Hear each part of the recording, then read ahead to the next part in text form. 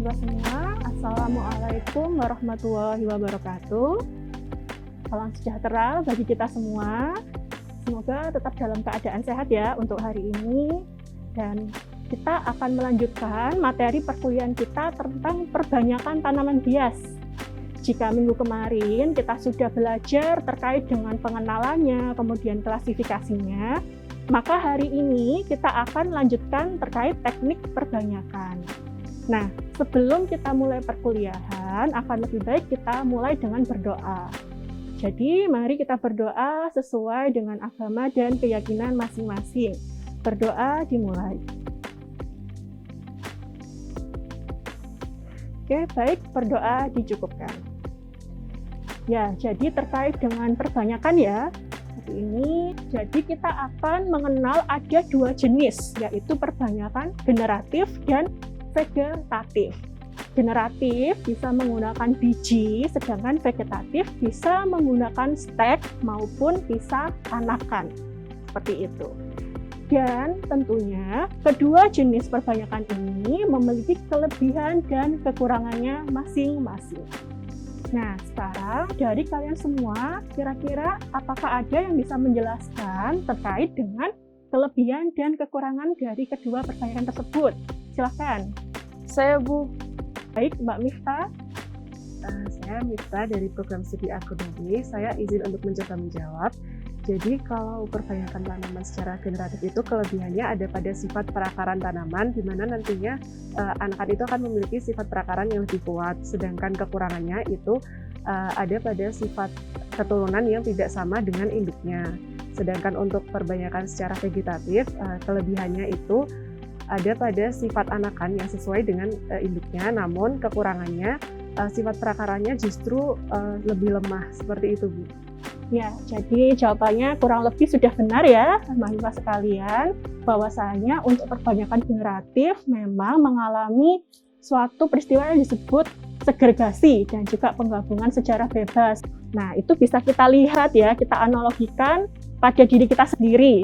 Kita sebagai individu pasti memiliki kombinasi dari sifat kedua orang tua kita, seperti itu. Sedangkan untuk yang vegetatif, dia kelebihannya cenderung memang lebih cepat dewasa ya, karena jaringannya dari jaringan yang sudah mature atau dewasa. Jadi masing-masing punya kelebihan dan kelemahan ya. Ya, jadi agar kalian lebih paham ya terkait bagaimana sih perbanyakan dengan generatif dan vegetatif pada tanaman hias, langsung saja kita akan praktek ya. Assalamualaikum warahmatullahi wabarakatuh. Perkenalkan, saya Novia Ruswanti selaku asisten yang akan mendampingi kegiatan kali ini. Di sini saya juga didampingi oleh Pak Sarjono selaku laboran dari Sub Laboratorium Hortikultura. Kepada Pak John dipersilahkan terlebih dahulu untuk memperkenalkan diri. Assalamualaikum warahmatullahi wabarakatuh. Saya Bapak Sarjono selaku laboran di Laboratorium Hortikultura yang selama ini membantu pelaksanaan mahasiswa maupun mahasiswi di Laboratorium Hortikultura. Terima kasih. Assalamualaikum warahmatullahi wabarakatuh. Baik, terima kasih Pak Sarjono. Selanjutnya saya akan menjelaskan terkait alat dan bahan serta teknis secara umum perbanyakan generatif bunga kenop dengan menggunakan biji. Untuk alat dan bahan yang diperlukan yaitu tray persemaian, sekop, biji kenop, dan media tanam yang terdiri dari tanah, kompos, dan sekam bakar dengan perbandingan 1:1:1. Kemudian untuk media tanam yang diharapkan itu adalah media tanam yang gembur, tetapi mampu menopang tanaman untuk berdiri, serta terbebas dari biji gulma. Pertama-tama, kita campurkan media tanam hingga merata.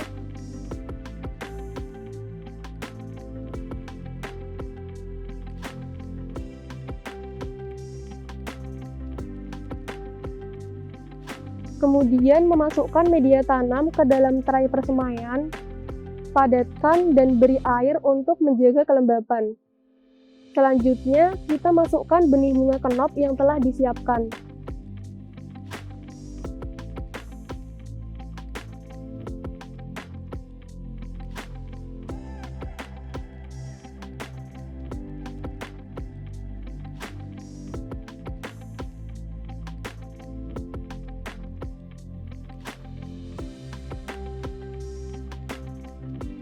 Selanjutnya adalah perbanyakan vegetatif aglonema dengan stek batang, lidah mertua dengan stek daun.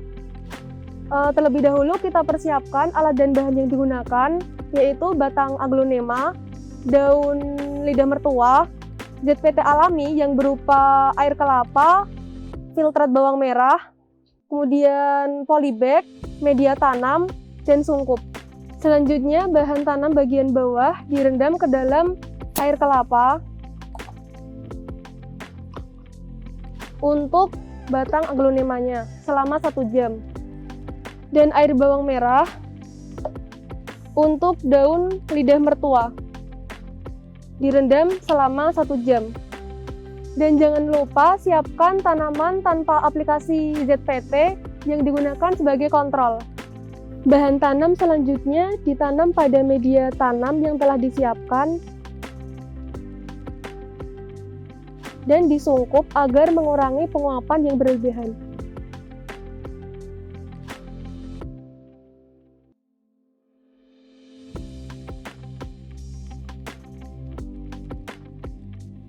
Berikutnya adalah perbanyakan vegetatif tanaman aglonema dengan pemisahan anakan. Namun sebelum itu kita harus tahu terlebih dahulu kriteria tanaman yang siap untuk dilakukan pisah anakan. Jadi kriteria anakan yang siap untuk ditanam adalah tanaman yang sudah memiliki 3-5 daun.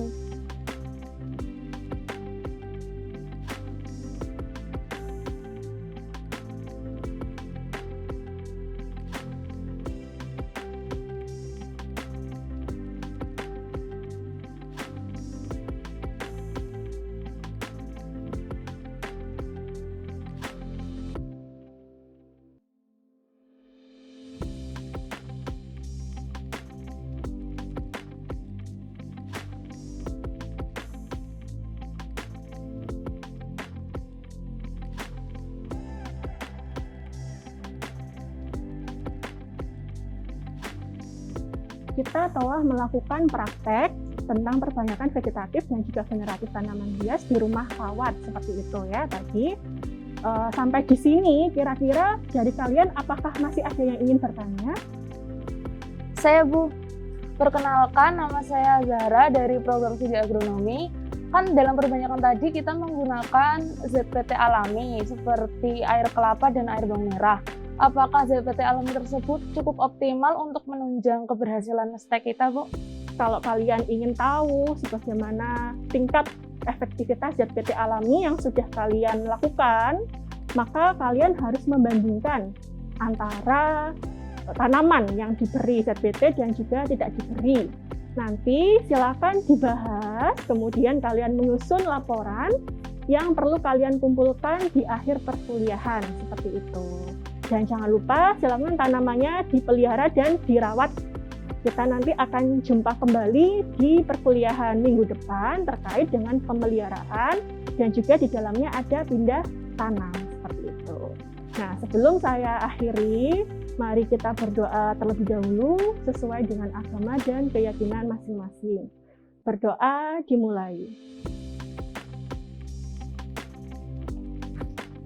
Baik, berdoa dicukupkan. Terima kasih semuanya untuk partisipasi hari ini. Saya ucapkan terima kasih dan juga mohon maaf apabila ada salah-salah kata dari saya. Kurang lebihnya saya ucapkan selamat belajar mandiri, jaga kesehatan. Salam, wassalamualaikum warahmatullahi wabarakatuh.